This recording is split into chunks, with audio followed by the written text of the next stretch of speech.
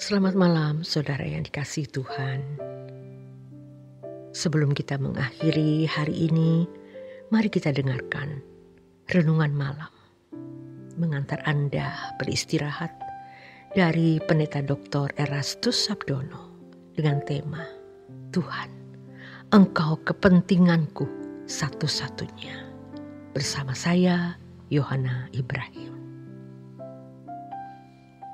Orang tidak akan pernah merasakan bahwa Tuhan itu satu-satunya kebutuhan dan kepentingannya.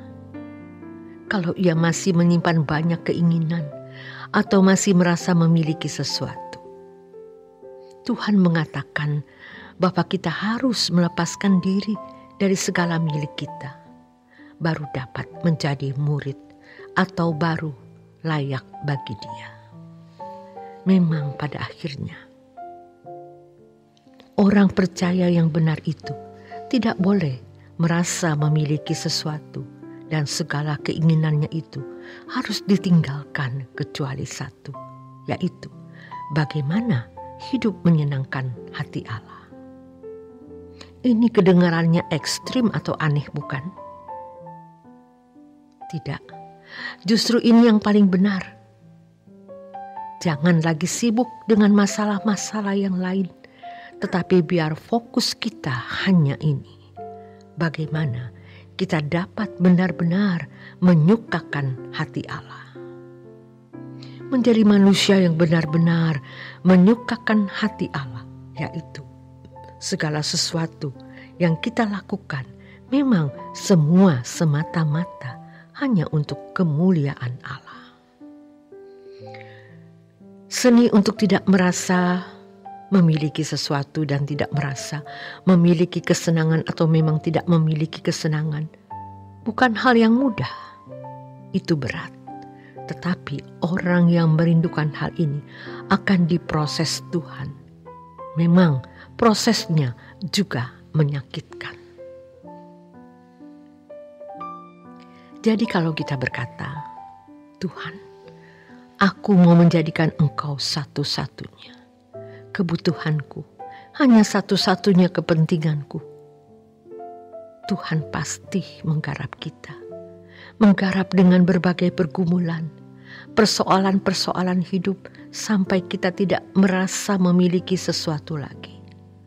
Apakah itu harta kekayaan, harga diri, pangkat, gelar kehormatan manusia, dan kita akan merasa bahwa kita memang tidak punya sesuatu.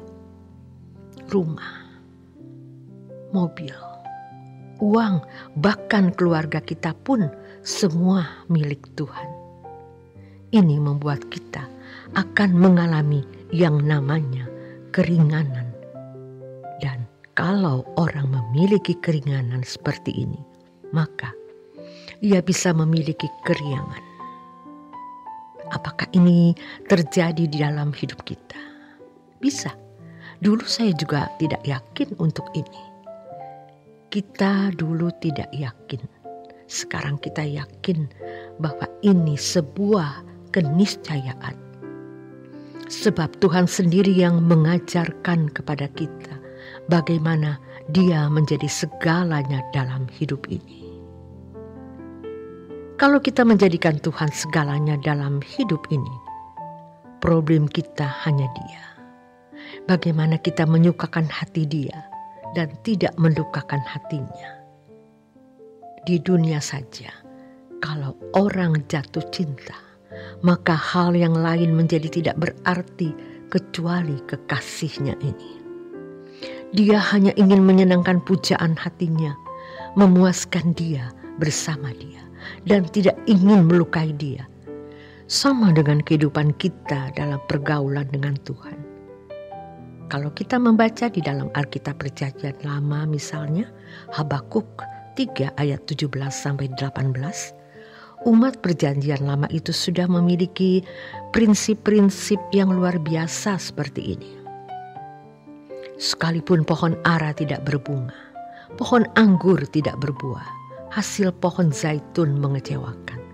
Sekalipun ladang-ladang tidak menghasilkan bahan makanan, kambing domba terhalau dari kurungan, dan tidak ada lembu sapi dalam kandang, namun aku akan bersorak-sorak di dalam Tuhan, beria-ria di dalam Allah yang menyelamatkan aku. Bayangkan, mereka sudah mampu berkata, walaupun aku dalam keadaan begini, di mata dunia ini bencana, musibah, malapetaka, kesialan, tapi bagi hamba Tuhan ini, bagi anak Allah ini, itu bukan masalah. Yang penting Tuhan menjadi kebutuhanku satu-satunya. Yang penting Tuhan menjadi bagian hidupku. Dalam keadaan yang terjepit, mereka tetap berkata, beria-ria di dalam Allah yang menyelamatkan aku. Di dalam teks lain ditulis, sekalipun dagingku dan hatiku habis lenyap, gunung batu dan bagianku tetaplah Allah selama-lamanya. Mazmur 73 ayat yang ke-26. Saudara, kalau orang masih tersinggung, merasa tersisih, merasa disingkirkan, merasa dizolimi, berarti ada sesuatu yang salah dalam hidupnya. Ini pasti ada yang salah. Tentu kita juga pernah mengalami hal ini, atau bahkan sampai sekarang juga masih berjuang untuk hal ini. Tetapi mari kita bersama-sama mengambil satu keputusan bahwa kita mau hidup sesuai dengan kehendak Allah. Tidak merasa memiliki sesuatu. Memang segala sesuatu juga akan kita tinggalkan. Dan semua yang ada ini bukan milik kita. Namun aku akan bersorak-sorak di dalam Tuhan. Beria-ria di dalam Allah yang menyelamatkan aku. Tuhan, kebutuhanku satu-satunya. Tuhan, kepentinganku satu-satunya. Jika kita benar-benar menjadikan Tuhan satu-satunya kebutuhan kita, kepentingan kita, kita tidak takut menghadapi apapun. Yang penting bagi kita, kita tidak kehilangan Tuhan Yesus. Tentu saja dengan menjadikan Tuhan sebagai kepentingan kita satu-satunya, kita menjadi takut akan Allah dan hidup kita makin bersih karena kita tidak berani berbuat dosa. Seseorang yang benar-benar menjadikan Tuhan satu-satunya kepentingan, ia tidak takut menghadapi apapun. Selamat beristirahat menuju keberatuan malam. Tuhan Yesus memberkati.